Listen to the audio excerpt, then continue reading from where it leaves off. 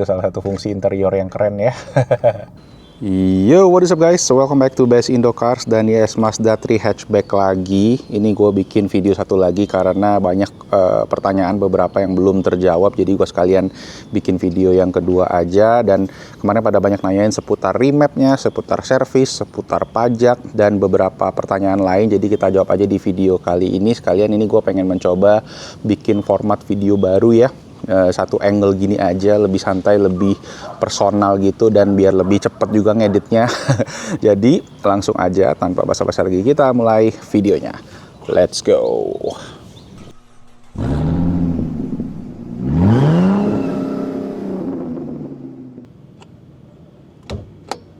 Oke, first of all gue mau ngomongin mesinnya dulu. Jadi yes, mesinnya ini memang udah gue remap, cuma gue nggak ada ganti parts apapun di dalamnya.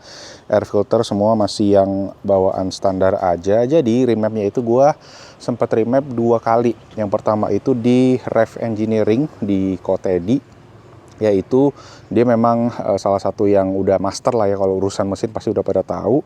Dan untuk Mazda 3 sendiri, mobil ini tuh ada 2 macam ECU-nya ya. Jadi ECU-nya itu katanya ada 2 macam, yang mana salah satunya itu nggak bisa di remap. Nah kebetulan yang gue punya ini bisa, kalau nggak salah punya gue ini Denso ya, yang Mitsubishi yang nggak bisa. Hasil remap gue nih gue bisa kasih kalian lihat sedikit ya. Nah mobil Mazda ini kalau kalian cek di website itu secara spek mesinnya, max power itu ada di 4000 rpm untuk torsinya ya. Sedangkan habis di remap dia tuh di 2000 rpm lebih ada power, lebih ngisi. Kalau dilihat di statsnya juga ada kelihatan. Yang mana artinya sebenarnya buat bawa dalam kota yang stop and go ini bakalan lebih enak gitu. Nah itu yang gue sendiri rasain, dan itu juga ngefek guys ke bensinnya, ke konsumsi bahan bakarnya, yang mana sebelumnya itu gue di spek standar dapetnya 18 gitu ya, 17 bahkan kalau gue lagi macet-macetan banget. Sekarang udah bisa jadi 19, 110 gitu. Jadi ada improvement dari segi konsumsi bahan bakar. Walaupun memang gue sempat dibilangin juga kalau mobil ini lebih bagus pakai bensin yang RON-nya lebih tinggi ya, kayak pakai Pertamax gitu-gitu. V-Power itu juga oke, katanya gue sempat coba juga. Dan BP yang gue terakhir sekarang pakai itu juga aman sih, nggak ada gejala ngelitik atau apapun itu. Nah kemudian dari segi suara nih, nah di Teddy Rev waktu itu di Kotedi itu dia bilang dia cuma bisa tuningnya itu pop and bang. Dan kebetulan gue punya mobil ini kan knalpotnya udah gue ganti ya pakai Valvetronic, dan gue itu pengen ngerasain dapat suara kayak ala-ala BMW gitu loh, yang bunyinya crackle kayak gitu. Dan kata dia nggak bisa, dia bisanya pop and bang. Jadi gue sempet tanya-tanya ke orang, dan ada beberapa orang rekomen untuk ke SP Motorsport. Dan dia bilang dia bisa buat ganti suaranya jadi crackle gitu. Crackle itu suara kayak popcorn gitu ya. Nah jadi akhirnya gue bawa ke SP Motorsport, dan di sana di remap untuk bisa dapet suara yang crackle. Walaupun menurut gue crackle-nya itu kayak semi pop and bang gitu sih, cuma nggak terlalu seberisik pop and bang aja, karena gue agak ngeri kalau gue pakai pop and bang, takutnya berisiknya parah gitu guys. Jadi kayak gitu. Nah sekarang jadinya knalpotnya bisa masuk gigi 2 gitu, terus di rev di atas 3000 rpm, terus dilepas tuh kayak ada suara crackle-nya gitu, kayak semi meledak-ledak kayak gitulah. Lanjut lagi, gue belum nunjukin kemarin ya dari segi boot space, garasi bagasi belakang itu ukurannya cukup oke. Not bad sih, nggak terlalu yang gede, cuma nggak terlalu kecil juga, masih bisa buat bawa koper 2 biji gitu. Gue berapa kali bawa koper kayak gini, dan ada separatornya juga yang bisa dicopot kalau diperlukan ya. Tapi gue sendiri so far pakai kayak gini aman. Dan di atasnya ini tuh ada tombol, nah ini jangan sampai salah kaprah, ini bukan electric boot, dia pakai manual kan. Jadi ini buat kunci pintu, jadi kalau kalian pintu-pintu di dalam masih kebuka, ini kalian bisa kunci pakai ini. Tapi jujur gue sendiri nggak pernah pakai sih. Oke. Untuk servis sama pajak. Nah servis kebetulan gue baru banget servis mobil ini berapa hari yang lalu. Dan ini juga baru selesai masa servis gratisnya. Jadi Mazda ini kalau kalian beli dia dapat servis gratis 3 tahun atau 60.000 km. Jadi yang mana yang duluan nyampe itu yang ya dihitungnya kayak gitu. Dan biaya servisnya ini yang ke 70.000 km ya. Walaupun mobilnya baru 25.000 km sebenarnya, itu sekitar 3 juta rupiah. Total ya. Kalau misalnya di sini gue taruh aja invoice-nya. Jadi dan nextnya sendiri memang servisnya di 80.000 kilo atau 6 bulan. Jadi yang mana yang nyampe duluan Ya biayanya mungkin beda-beda sedikit, cuma ya rata-rata seperti itu. Lumayan sih harganya ya, nggak gitu yang mahal banget sebenarnya. Jadi ya gue sendiri terakhir kalau nggak salah Honda itu masih 2 jutaan juga kalau servis. So ya kurang lebih kayak gitu. Dan pajak, oh ya untuk pajak ini mobil gua mobil progresif, karena gua ada mobil pertama tuh ya si Toyota Foxy, nanti kita bakal bahas juga. Ini gua udah pakai 3 tahun 2020 ya, nanti kita kontenin. Dan kalau yang ini karena progresif jadi dia kena sekitar mobil ketiga ini sebenarnya gua. Mobil ketiga, mobil kedua itu ada mobil lain lagi, mobil kantor, dan mobil ketiga ini kena pajak progresif berarti sekitar 3,5% ya. Jadi gua nggak bisa kasih tahu kalau mobil kalian satu-satunya ini kena berapa, cuma kalau progresif ya kenanya di belasan lah, di bawah 15 juta gitu untuk pajaknya. Dan gue juga habis balik nama sebenarnya mobil ini kemarin gitu. Jadi ya kurang lebih segitulah, lumayan. Oke, sekarang kita share POV drivingnya si Mazda 3. Ini kuncinya by the way gue ganti ya, tinggal dikantongin aja udah keyless. Spion juga udah auto retract. Dan ya, kita masuk ke dalam mobil, tinggal pencet engine start buttonnya yang ada di setir. Gue mute dulu. Oke, jadi jam 5 sore tiba-tiba mendung ya. Tapi ya kita harap moga-moga videonya masih oke. Dan ya oke, jadi ini dia Mazda 3 in action ya. Pertama, setirnya ini emang gua ganti ya, biar gripnya jadi lebih enak dan emang ini lebih oke. Karena setir bawaannya si Mazda 3 ini tuh dia rada-rada tipis ya, agak slim profil dan kulit. Yang ini tuh kayak jadi karbon gitu-gitu, jadi oke juga sih overall. Terus pedal shift juga, ini ada di belakang, tapi kalau kita di D pun kita tetap bisa nambahin sendiri. Dan dari segi tarikan sebenarnya juga memang gue agak, tadi gue bilang di videonya yang sebelumnya itu performance-nya entah kenapa agak nanggung ya. Gue ngerasa ya tiap kali dia rasio giginya gitu tuh kayak selalu nanggung. Kalau kalian pindah ke sport juga, ini malah dia nge-revnya jadi nge-rev tinggi terus gitu. Jadi agak kurang ideal juga sih sebenarnya, makanya agak-agak bingung gitu. Gue sendiri sebagai driver kayak performance-nya sebenarnya buat ya perkotaan sih lebih dari cukup lah harus dibilang, cuma ya kayak agak nanggung aja. Makanya kan di luar negeri ada yang versi turbo gitu ya, 2500 cc gitu kan. Yang ini 2000 cc standar aja yang ada di Indonesia gitu. Oke, kita roundabout dulu ya. Agak rame nih jalanan, jam pulang kerja soalnya. Nah, ini juga gua ada Valvetronic ya. Remote-nya ada di sini, gua gantung di name badge. Jadi kita bisa on off. Nah, sekarang kita on-in aja. Ya, bisa kedengeran suaranya, dan biasa gua manualin. Yang gua bilang tadi crackle-nya ya. Kita coba tes di gigi 2 biasanya tuh enaknya.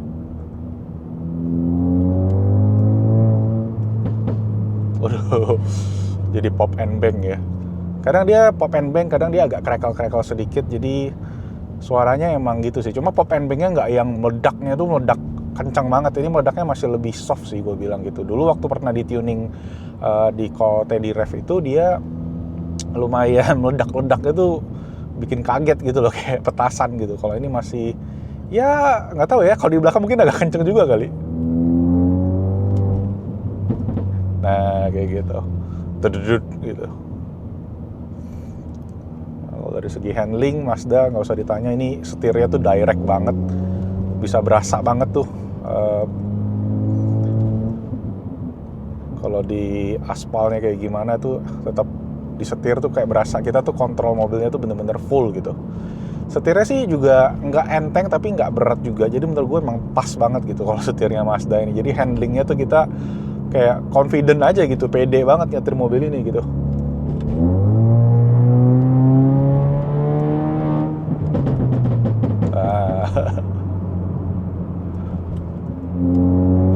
Tong ya 80 aja ya, lo asik sih, udah more than enough lah buat mobil rata-rata di Jakarta gitu. Di tikungan juga ini kalau 60-70 gitu masih enak gitu, masih stabil banget. Cuma bantingannya aja emang agak keras kalau ketemu polisi tidur gitu ya. Nah, kayak polisi yang kecil-kecil gini tuh kayak berasa gitu guys.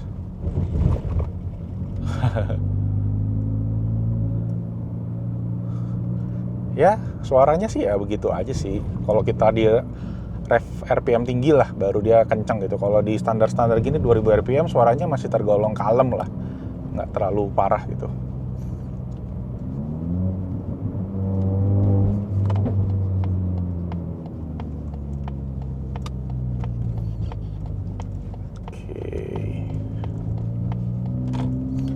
Jarak pandang semua enak. Kaca belakang aja yang memang agak-agak kecil ya, kalau kalian kelihatan tuh ya. Terus posisi nyetir semua nih enak banget nih, gue super rendah.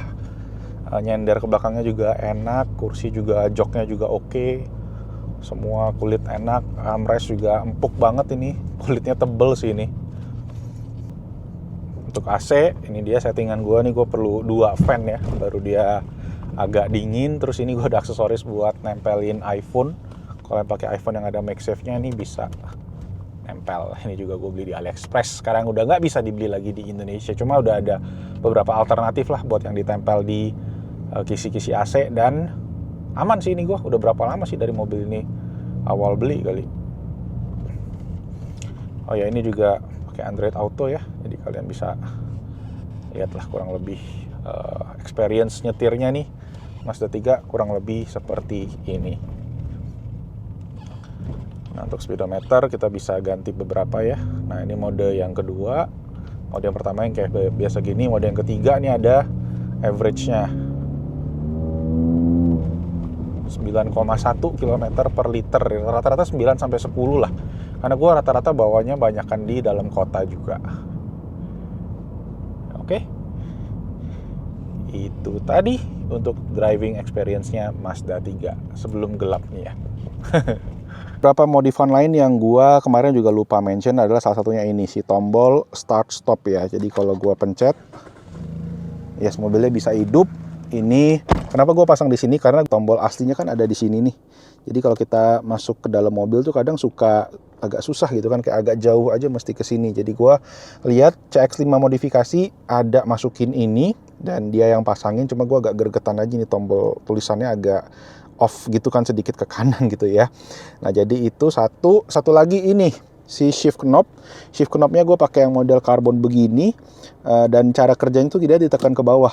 Jadi kayak mobil kayak manual gitu ya, cuma ini ditekan baru bisa digeser. Ya, jadi kurang lebih kayak gitu. Dan ya ini sih lucunya bisa diputer-puter kayak gini, dan ini nggak ngelus ya, dia ada kayak bautnya gitulah di bawahnya. Dan ini biar temanya senada aja, karbon-karbonan semua.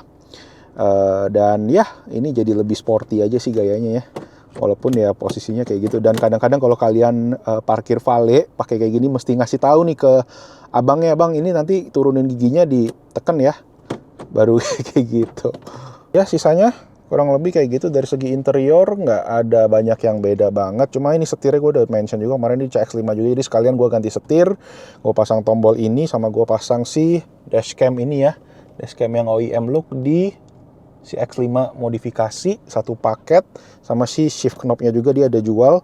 Ada yang model kayak gini, ada yang model titanium gitu yang atasnya aluminium. Itu bagusnya atasnya nggak bisa diputer-puter katanya. Cuma yang Kodo ya kalau nggak salah brandnya, yang ini semua bisa diputer-puter gitu ya, buat mainan iseng kalau lagi macet kali ya.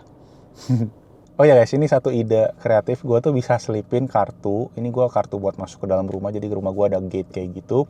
Gue taruh aja kartunya di sini, dan tiap kali gue masuk gue nggak usah ngarah-ngarahin kartunya. Atau yang bisa kalian pakai buat taruh e-money, ini juga bisa diselipin aja gitu ke dalam sini. Ya, jadi dia ngejepit di situ. Ya, itu salah satu fungsi interior yang keren ya. Nah, nextnya gue itu pengen modif lagi beberapa part dari mobil ini. Yang pertama tuh gue pengen pasang ambient light. Gue tuh mungkin demennya emang modifnya interior aja gitu ya. Karena kan kita kan duduknya banyaknya di interior kan. Jadi menurut gue interior itu penting. Dan next gue pengen sebenarnya pasang sedikit rear spoiler ya. Karena kan bagian belakang si Mazda 3 ini tuh agak ngebulet banget gitu kan, kayak telur sebenarnya. Jadi kita kalau pasang spoiler mungkin bisa ada garis sedikit tambahan yang ngasih separasi kayak gitu. So ya itu mungkin yang bakalan next stepnya. Cuma ya kalau dari kalian ada yang pengen ditanyain lagi, boleh banget langsung aja di komen di bawah. Ya moga-moga konten-konten kayak gini bisa menjadi sharing-sharing yang oke juga, jadi manfaat yang menarik buat kalian mana tahu yang pengen punya Mazda 3. Oke, itu aja. Thank you semua yang udah nonton. Kalau kalian suka videonya, bantu klik tombol jempol. Jangan lupa juga subscribe ke Bashing the Cars. Dan itu aja, nama gue Melvin. I'll see you guys on the next video mobil lagi. Ciao, bye-bye.